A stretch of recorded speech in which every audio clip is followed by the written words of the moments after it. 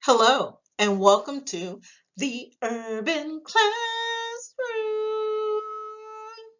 Hi, I'm Mrs. Brooks, and thank you for joining me today in the Urban Classroom.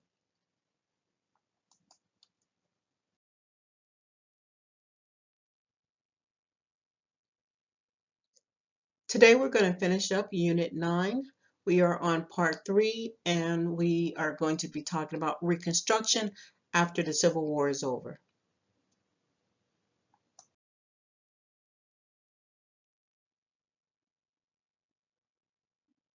Take a look at these clues on this slide.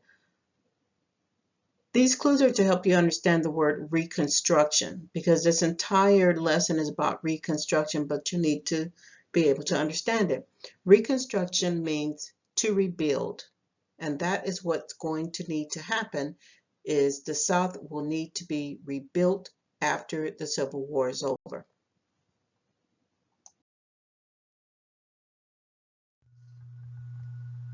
Federal and military control of the South. After the Civil War was over, there's a lot of destruction, a lot of problems, a lot of damages from the North and the South. The South is the focus. We have to rebuild the South. The word reconstruction means to rebuild.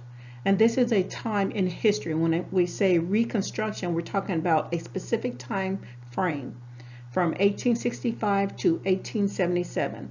This is when the federal government had to make a lot of laws to readmit or to add the South back into the Union of States. Now, to get anything done in our country, you know that you got to have paperwork. You can't do anything without paperwork.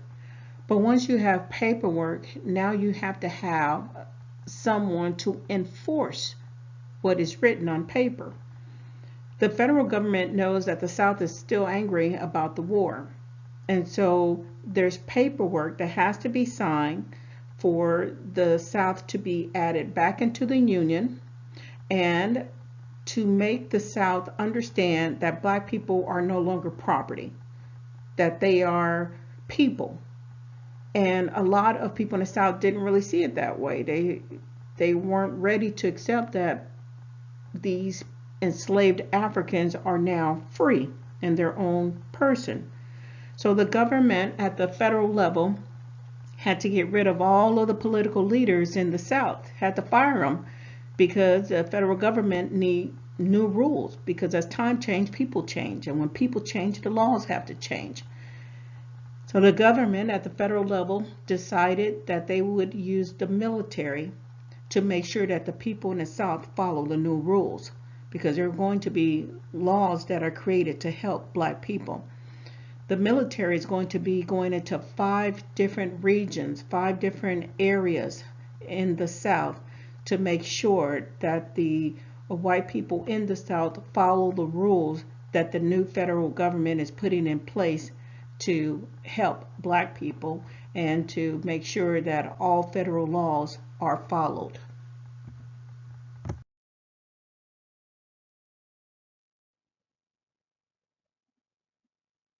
Lincoln's plan for Reconstruction. Before the Civil War had ended, President Lincoln was already thinking about Reconstruction. He was already thinking about how he wanted to rebuild the South. So he created a plan. In his plan, he was thinking about making Reconstruction as short as possible. He didn't want it to be a long and drawn out process. He wanted to forgive the Southerners who fought against him, but he also felt that there were people who needed to pay some serious consequences, such as Confederate leaders and people who had financially funded the war. He also talked about forgiving the states of their financial debt. He wanted to add these states back into the Union, and he thought that it would be fair if 10% of the voters took an oath of allegiance and said that they would not fight against America again. Then those states who did that, who took this oath of allegiance, then they could rejoin the Union. He was focusing on these states who had seceded from the Union. He's trying to get them now ready and prepared to rejoin the Union. Lincoln also has some ideas about how he would help the millions of Black people who were now free because of the Emancipation Proclamation. So he thought about how could he officially end slavery, because remember he didn't know if the Emancipation Proclamation was legal or not, and he still had slaves who were in those border states. Those border states were the states that remained loyal to Lincoln. So now Lincoln is thinking about how does he help those people who are in the border states get their freedom as well. Lincoln also was thinking about voting. Should Black people have the right to vote or not? So Lincoln is thinking about a lot of different tasks that will need to be completed. And there are going to be organizations that will need to be created to help just manage the aftermath of the Civil War.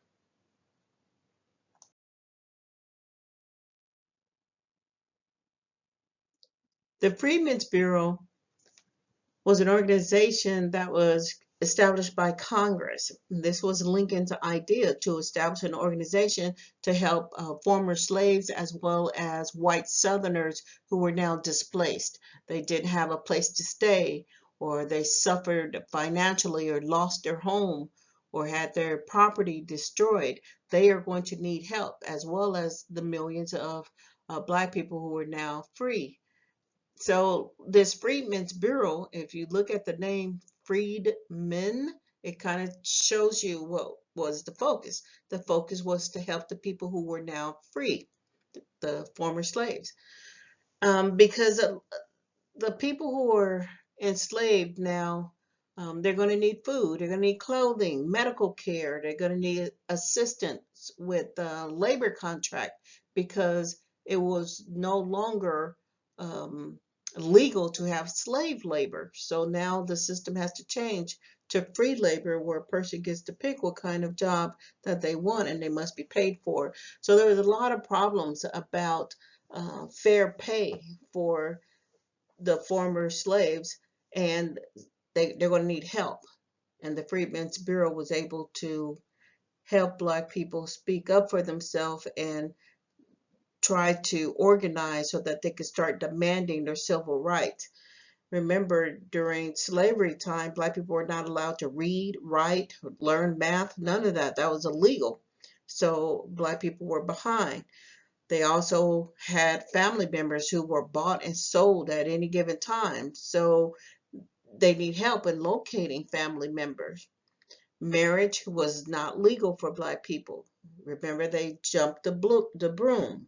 And if you jumped the broom, that was not a legal process. So now the Freemen Bureau could help a person do paperwork to be legally married. Also, the people will need to learn how to read, how to earn an education, and so schools have to be built. And the former slaves will need to be taught how to read, how to write, and how to do math. So it was just a lot of work that needed to be done. And Lincoln thought that the idea of the Freedmen Bureau would be a good way to help former slaves, but also to help white Southerners who have experienced a lot of problems and their life uprooted because of the war.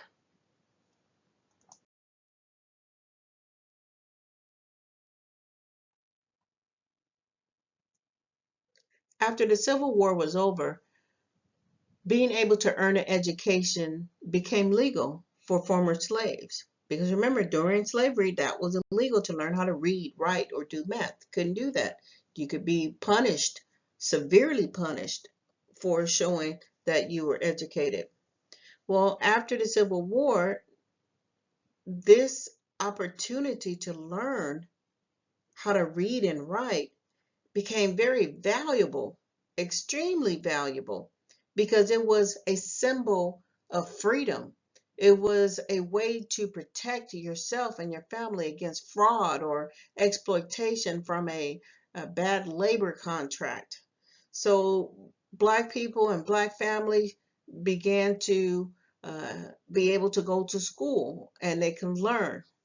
But unfortunately, there was a shortage in qualified teachers. something had to be done to teach because you have so many millions of now people who are free, and many of them want to learn how to read and how to write. Some help came from white Northerners who lived in the North and came down to the South and tried to help and serve as teachers and educators for schools that were predominantly Black.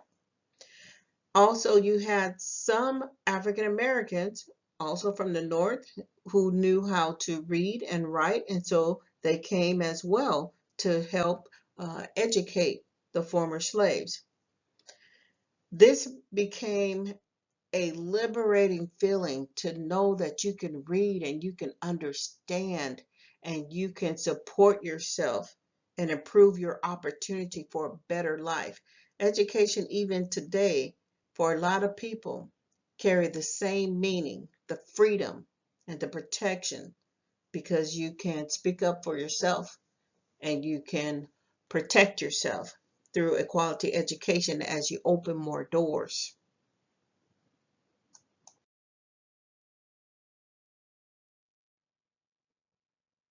Life in the South was changing, but everybody didn't like these social changes that were being made. For example, a lot of people in the South, they didn't like the idea that people from the North were coming down to the South and starting businesses and serving as teachers and buying property and making a profit off of Reconstruction. So a lot of people in the South saw these Northerners as carpetbaggers. Uh, when you think of carpetbagger, think of the big bag that the man is carrying. Back during this time in history, they didn't have like luggage like we have today, like suitcases. A person could have a bag made out of material that was very thick, kind of think of it like carpet. So if you look at the word carpet bagger, so it's thick material, but it makes a bag, and then you just put your personal belonging inside of that bag. So this was a derogatory name that people from the South gave the Northerners who came down to the South during Reconstruction. And they were just seen as like thieves. You're just going to come down here and rob the South of their money and try to take advantage of Southern business owners. Now, another group of people, the Scalawags, these were actually Southerners who supported Reconstruction, but a lot of people in the South did not like Southerners who supported Reconstruction.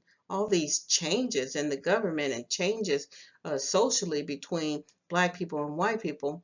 So, this derogatory term of scallywag was used to describe Southerners who supported Reconstruction, and they were just seen as traitors. So two different terms, both of the terms are not nice, they're derogatory, and it's carpetbagger, scallywag. Carpetbaggers are people from the North, and then scallywags refer to the people from the South.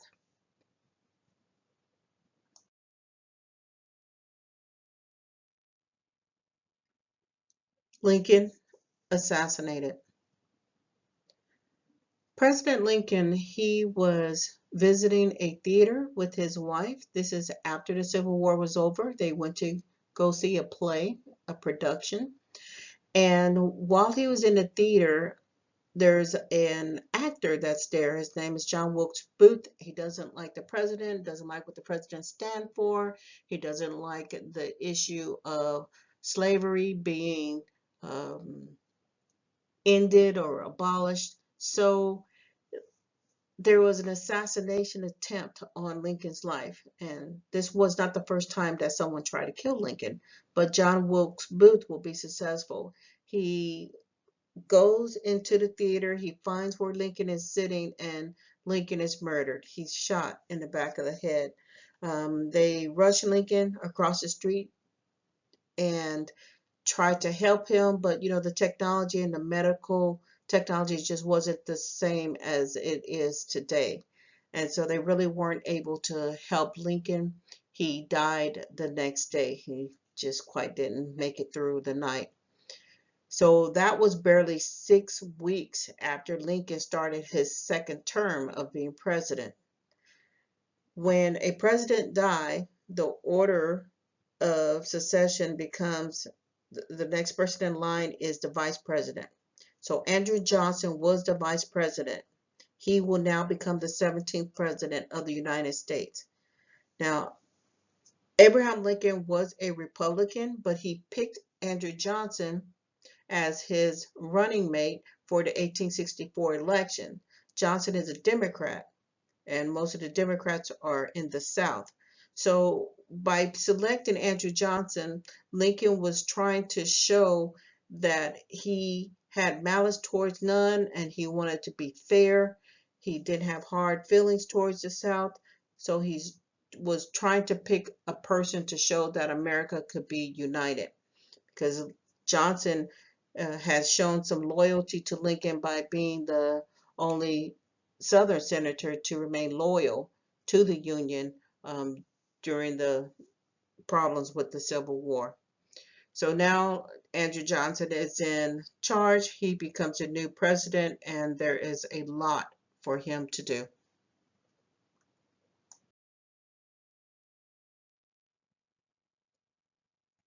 Restoring the South. President Andrew Johnson, he grew up poor and he lacked a formal education. But once he was in office, once he became president, he wanted to make sure that the southern states could be reunited or rejoin the Union very quickly.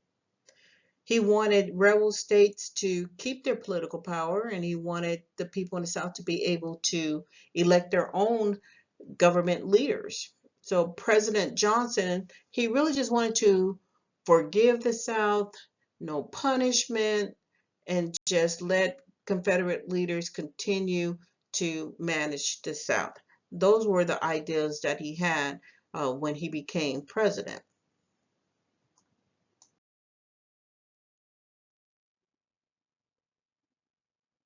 President Johnson's plan for Reconstruction.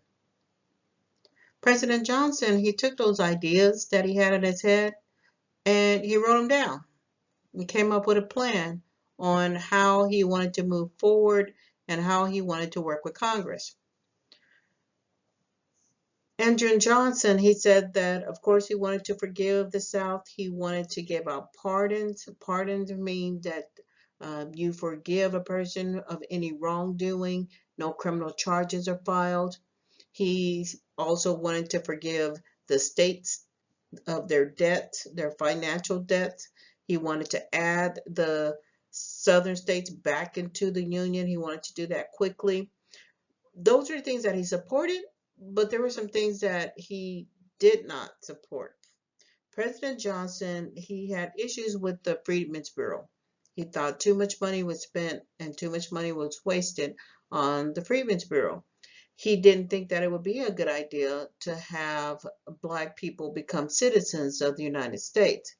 He also did not believe that it would be a good idea for Black people to have the right to vote in this country. So Johnson was considered to be very controversial about his ideas, and he's going to have a lot of problems with the legislative part of government, which is the House of Representatives and the Senate. So as the president, Johnson works in the executive branch. So now we need to take a look at how Johnson's ideas are going to be in conflict with the legislative branch.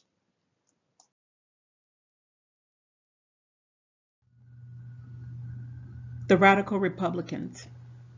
Now, you remember the Republicans. The Republicans, that's the political party that Abraham Lincoln belonged to. But this group, they call themselves the radical Republicans. That means they kind of out there. They doing the most. They kind of angry. They upset. This group, this political party, they are in charge of the government after the Civil War is over. So they're Congress, it's part of Congress. This group, they said they wanted to do a few things to make a lot of changes in the South. For example, they want to use force. They want to use force against the South to make them change socially, make them change politically. So by changing the South socially, that means y'all gonna have to accept these black people and y'all gonna have to give them rights. See, the radical Republicans, they want to change the government in the South and put a lot of restrictions and limits on the people who fought against Abraham Lincoln, against the people who seceded from the Union. So the radical Republican really believe in punishing the South. Don't let them get away with anything. And also this group, they want to focus on helping slaves. They need to let the slaves get their citizenships and get their voting right, get it all done on paper, because remember, you can't do anything without that paperwork. So they want to make sure that black people who used to be slaves in this country get all their paperwork right so that they can have their civil rights. Now, this group is different from Lincoln. Remember when Lincoln wrote his speech for his second inaugural address, he talked about malice towards none. Malice. That means to feel badly. He said he didn't have any harsh feelings, or he didn't feel like he needed to pay the South back for their wrongdoing. He just wanted America to move forward and to work together and just try to make life better for everybody. So Abraham Lincoln, he wouldn't agree, in my opinion, with what the radical Republicans were trying to do about using force against the South. But he would have wanted to work with the South and persuade them, convince them to cooperate. But the radical Republicans, nope, they feel they got to use force against the South, use the military to make sure things happen like they're supposed to.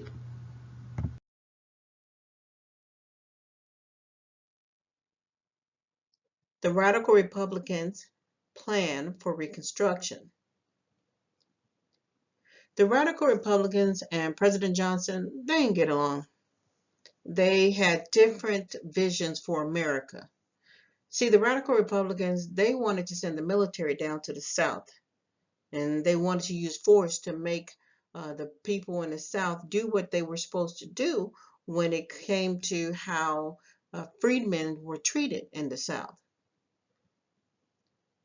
The radical Republicans, they didn't think that people who fought against the United States should be in leadership positions. They shouldn't be in control of making laws because they were considered to be traitors to the United States. So radical Republicans, they did not want people in the South to have any control over the local governments.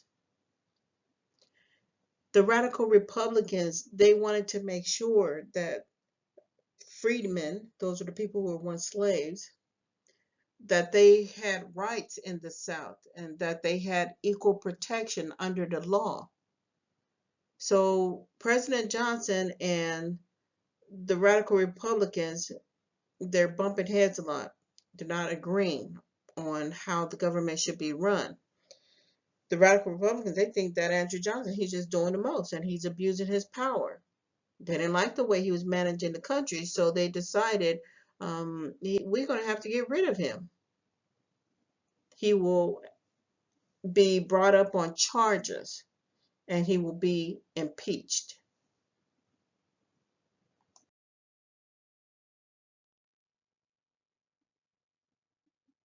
President Johnson impeached.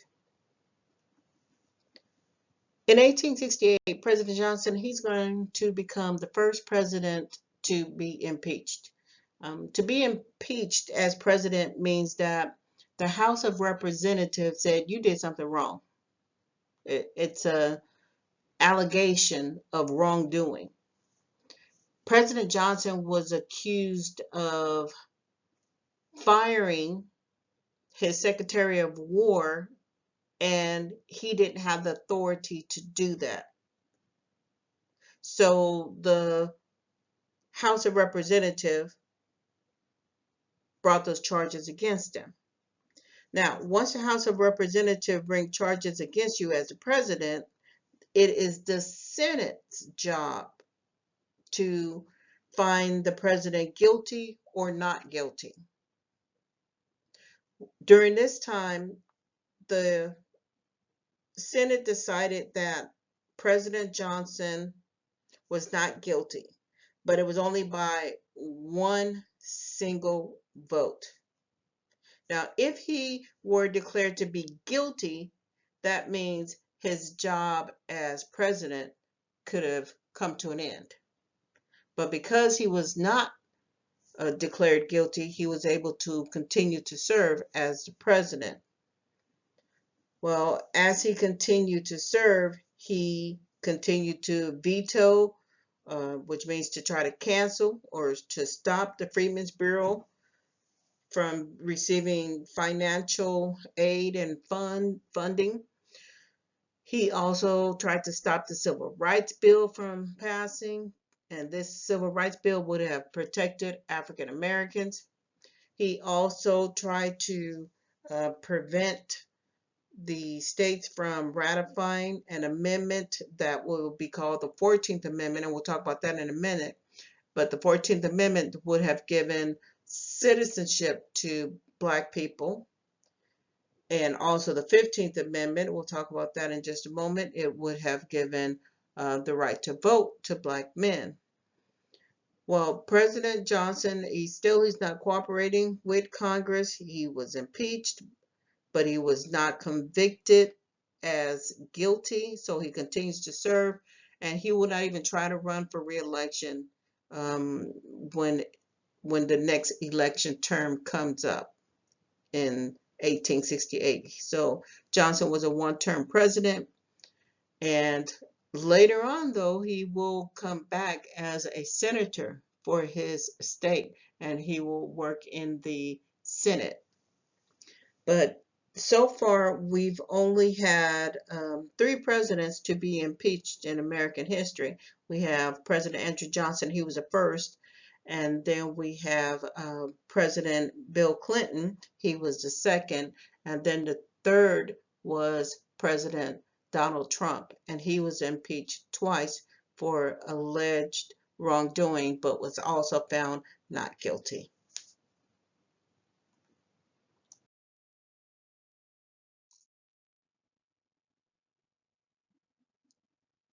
Here's a vocabulary word that we'll need to know. The word is amend. Amend means to add or make changes.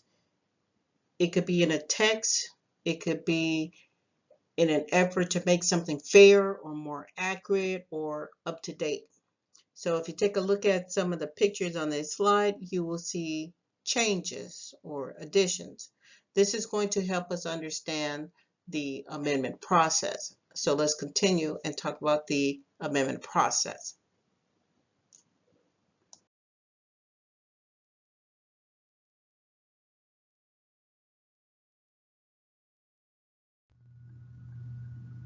The Reconstruction Amendment. Once the war was over and the federal government was trying to rebuild the South, the government had to make sure that Black people in America had their rights, their civil rights. So the federal government created what is called the Reconstruction Amendment. There will be 3 changes, 3 additions added to the U.S. Constitution. The 13th Amendment, the 14th Amendment, and the 15th Amendment. Let's look at each one. According to the 13th Amendment, Abraham Lincoln now officially abolishes slavery for the entire United States of America. That means there is no more slavery, period. Well, that's fine for the South because remember, Abraham Lincoln used the Emancipation Proclamation to set the slaves free in the South, but he didn't know that if that were legal during the war, but now it is official, it is legal. But remember also that the border states, they had slaves, and Abraham Lincoln let those border states keep their slaves. Well, that's over with. Those slaves are now free. It is official because of the 13th Amendment. It ends slavery forever in this country. Now, once all black people from the South, the border states, and the North, everybody's now free. That's great. But you're not a citizen. Well, the government's going to change that. The government is going to give black people their paperwork. It will become legal for all black people in America to be citizens of the United States. Now, if you go back to that court case called Dred Scott versus Sanford, you probably remember that Judge Taney, Roger Taney, he said that black people, we all from Africa. You were born a slave, you're going to die a slave. You never going to get your paperwork in this country. Well, he's wrong, because the 14th Amendment now gives all black people their paperwork, their citizenship in the United States of America. Now, you've been set free. You got your paperwork to say you're a citizen. There is one more thing that you need. You're going to need some power. Now, in this country, your power is your right to vote. Now, unfortunately, the government going to say, we're not going to give this right to vote to everybody. Everybody can't vote. The government will only give it to black men, not the women, black men. So that means black women, they're going to have to wait. They're going to have to wait with the white women who still could not have the right to vote. In the year 1920, that is when all women in America will get their right to vote. But until then, according to the 15th Amendment, only black men will get the right to vote. So the 13th, 14th, and 5th Amendment, the 13th, 14th, and 15th Amendment is what we call the Reconstruction Amendment.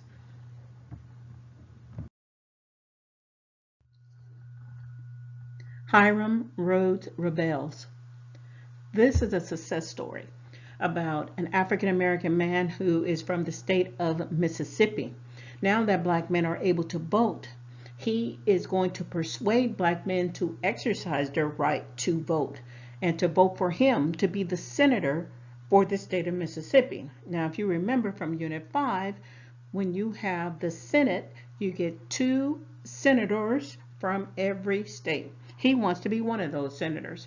So he talked to a lot of black men and they vote for him. And he talked to white men as well. And a lot of them voted for him as well. So many people voted for him that he won the election and he became the first African American to serve in Congress.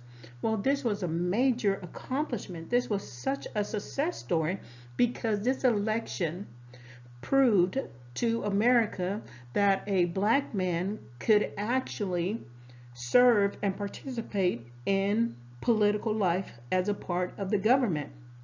He proved that if you just teach a person, they can learn. And if you can learn, then you can do whatever you have your mind is set to do. You can accomplish it. So he was able to prove that. And Hiram Rhodes Revels, he also encouraged the black people in the South to just forgive their owners and the masters who used to control them and had them as slaves. It's like look forward and don't keep looking back. Let's work together and try to make life better for everyone. And he was trying to show that the government is trying to change. They're trying to give us a chance as black people to be successful in this country. So he was the first African American to serve as a senator, but he will not be the last. Today we have many senators who are African American. Hope for black people. Finally, in America, a lot of black people began to feel that there was hope. They had choices now.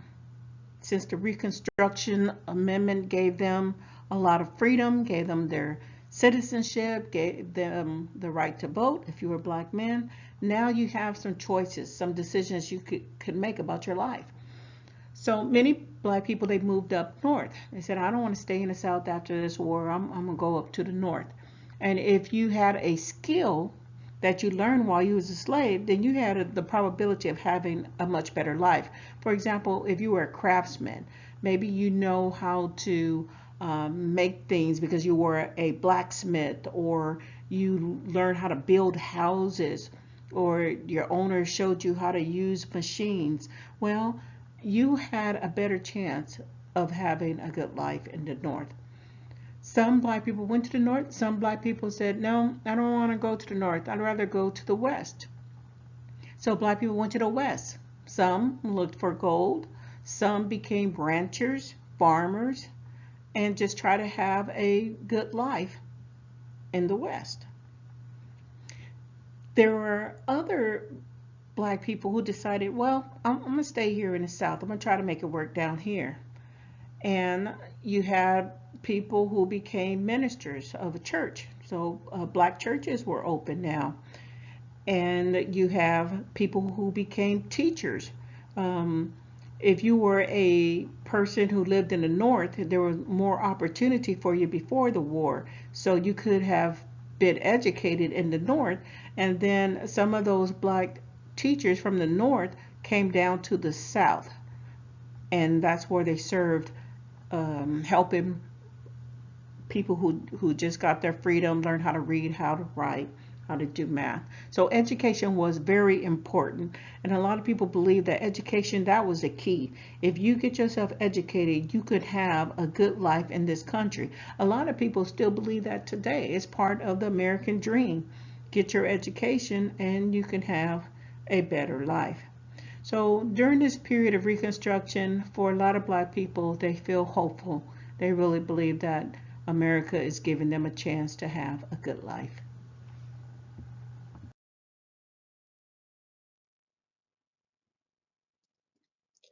Life in the South before the Civil War was referred to as antebellum. This is when slavery still existed. But after the Civil War was over with, people wanted to believe that there was a new South. This period during Reconstruction, the Southern states were able to become more modernized, more industrialized. So they used more factories, more machines, rebuild the railroad systems. Cities were rebuilt. Steel mills were open. Slave labor became illegal. But there were still systemic social problems that would have to get addressed. So a lot of people were hopeful about the changes that they were seeing in the New South, but there were still a lot of challenges in the New South.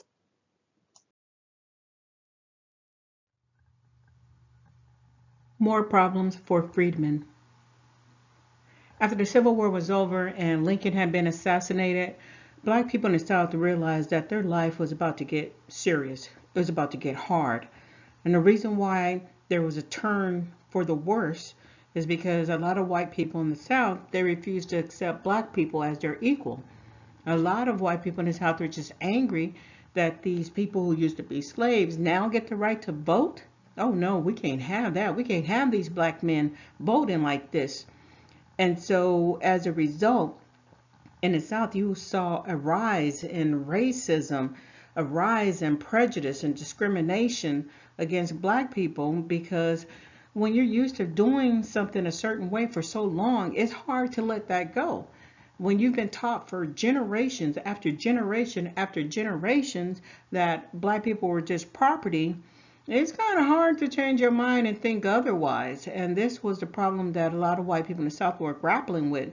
They just could not accept this reality that black people were getting the same rights as white people. And so something has to be done about this. And that's why black people in the South were about to face a whole lot of challenges that will, in the end, kind of lead them back to a life that was very similar to slavery.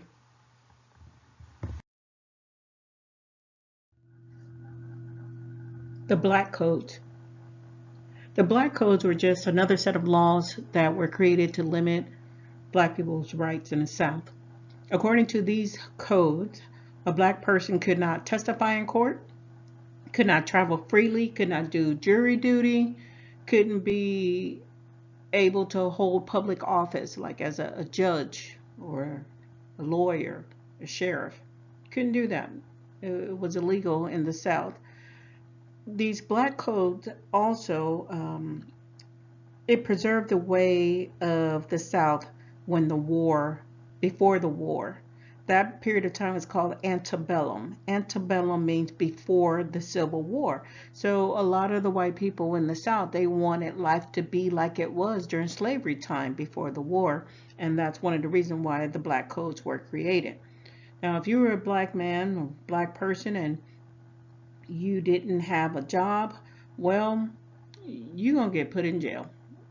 That's what's going to happen to you because you're just hanging out. You're not doing anything with your life, so you might as well just go to jail. And then when you were in jail, the prison would actually work you and rent you out to farmers and collect money from your work, and you did not get paid. So in a way, the black codes, again, just kind of put black people in a position of being slaves like it was before the Civil War.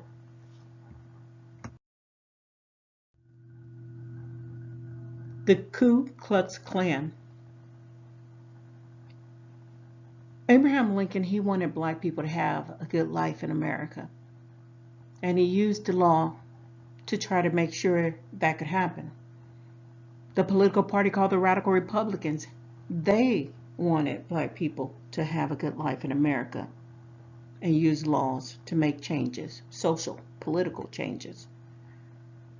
You had the Freemen Bureau, trying to help black people find their loved ones, their family, trying to start schools, teaching black people how to read and write. But still, people in the South, black people in the South, just, life was just hard, especially with this group called the KKK. Now, the KKK is a hate group. It was started right after the Civil War, and it was started by soldiers who were in the Confederate Army who fought on the side of Robert E. Lee. Well, these soldiers, they got together, formed this group, and part of their mission was to just terrorize black people, stop them from voting by using violence, murder, rape, bombs, burn a cross in front of your house. You look at that cross and you can't help but wonder if even God can protect you. If these people can burn a cross on your front lawn, then you're not safe. This group called the KKK, it still exists today. It's all over the world. Maybe you've seen that flag before. If you've seen that flag before, then for a lot of black people, that makes black people angry because it's like celebrating a group who rebelled against the federal government and went against Abraham Lincoln and wanted to keep their slaves to a point where they're willing to go to war. Now remember, there's two sides to every story. Some people say, no, when you look at that flag, that just means I'm proud of my heritage. I came from the South. Okay, so remember, there's two sides to every story. But this group, called the KKK, terrorized black people in the South and tried to ensure that they would lose a lot of their civil rights for hundreds of years.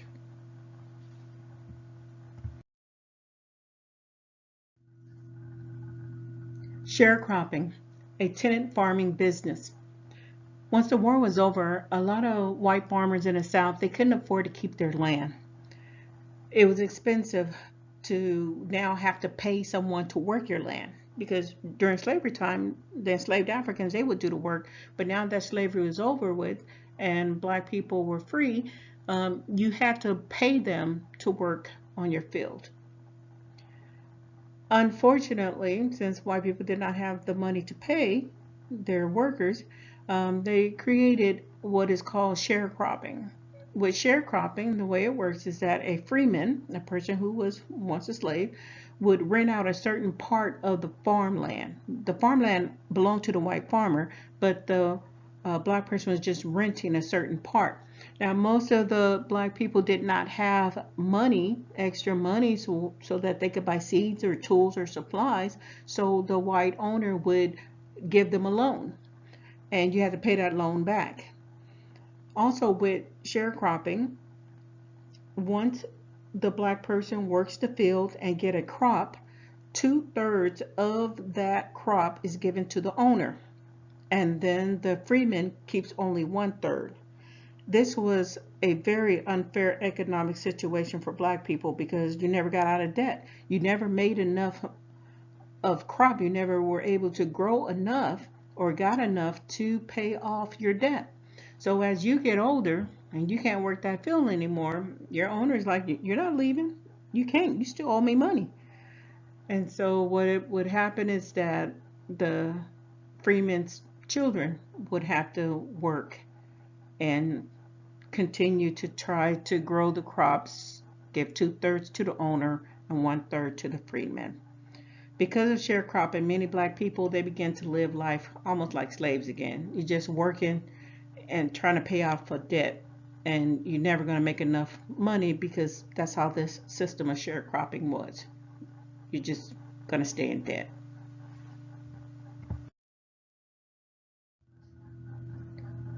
Jim Crow laws. When you say Jim Crow laws, you're not talking about a person. You're talking about ideas. These ideas that people have in their head become laws because the philosophy of one generation becomes the laws of the next generation. So a lot of people in the South, they were upset after the Civil War, did not want black people to have their rights, and so they created laws to limit black people's rights. For example, the main idea about Jim Crow law is to keep blacks separated from whites. We call that racial segregation. And this is used in the South. So after the war, white people were able to gain positions in the local government at the state level, and they began to make new laws about how black people were going to be treated in this country. For example, if you were a black kid, you were not to go to school with a white kid. If you were a black person, you were not to drink from the same water fountain as a white person. If you were a black person, you were not allowed to go to the restaurant and sit down and eat. You had to go outside to the back door and pick up your food. If you wanted to buy new shoes, you could not go inside the store and try the shoe on. No, before you came to the store, you're supposed to put your foot on a sheet of paper, trace your foot, cut it out, and that is what you bring to the store so that you can buy the shoes. That's how it was.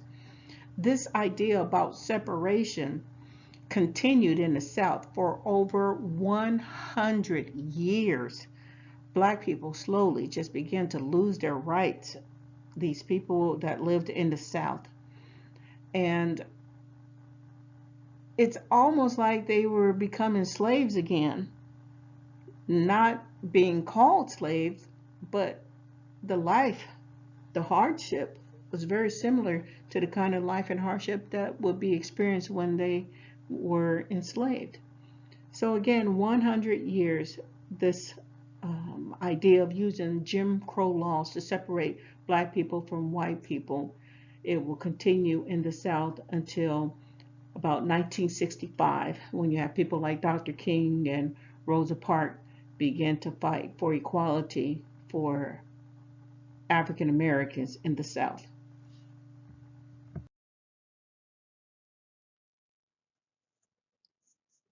President number 18, Ulysses S. Grant. You may be familiar with General Grant because he fought in the Civil War and he was the Union commander. He was in charge of the entire Union Army. He fought in the Battle of Vicksburg. That was one of his most famous battles where the Union forces were able to divide the southern states in half and the Confederate armies in half and took control over the Mississippi River. Well, there were a lot of more battles that Ulysses S. Grant fought in. After his military career, he decided that he wanted to be president. And so he ran for president and he won. He will actually serve for 2 terms, a total of 8 years. Now, under his leadership, America began to grow stronger in its economy. He was able to reduce the national debt. He was able to decrease federal spending and tariffs. He also worked with Congress and fought against the hate group called the KKK. Well, Grant also was an advocate for civil rights. Under his leadership as president, Black people gained more equality in America, and they were also able to get their citizenship in America because that was something that Ulysses S. Grant was committed to. Now, unfortunately, when President Grant was in office, a lot of people who worked with him, there were some people that he knew from the military, but they worked with him as part of his cabinet. They participated in illegal activities, which involved some corruption and embezzlement. Embezzlement is when you steal money. You're stealing it from a company, an organization, or from the government. So some of the people that worked with Grant, they stole money and it made Grant look bad. Now, he didn't steal the money. He didn't have anything to do with it. It was just the people that worked for him really tarnished his reputation. In history, Grant did a lot to help America improve, but unfortunately, a lot of historians, and particularly from the South, they minimized Grant's accomplishment and kind of painted him to be a drunk person who was not a good leader and stole money, and that's not quite true. So we want to put President Grant in the correct spotlight and to know that he did a lot of great things to help America and a lot of great things to help African Americans to try to have equality in this country.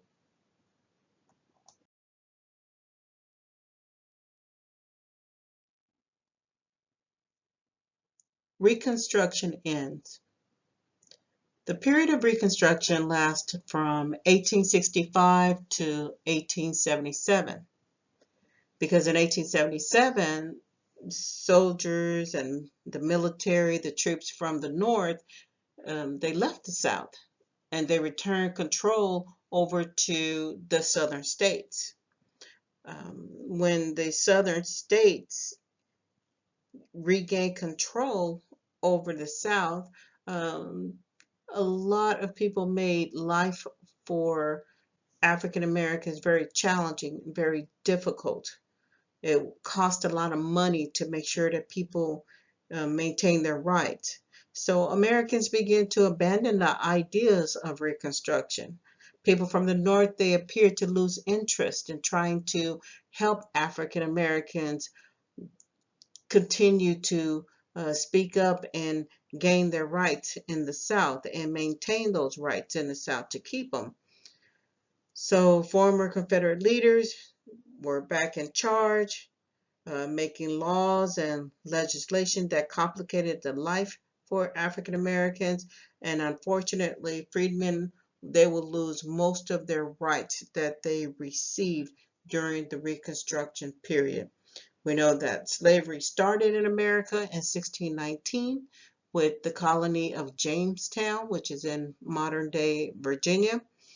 And then slavery ends after the Civil War, but the consequences and the problem and systemic issues that took place during that period of time currently still affect many people of color, in particular African Americans, because there is still institutionalized racism, prejudice, and discrimination still in every single country in the world.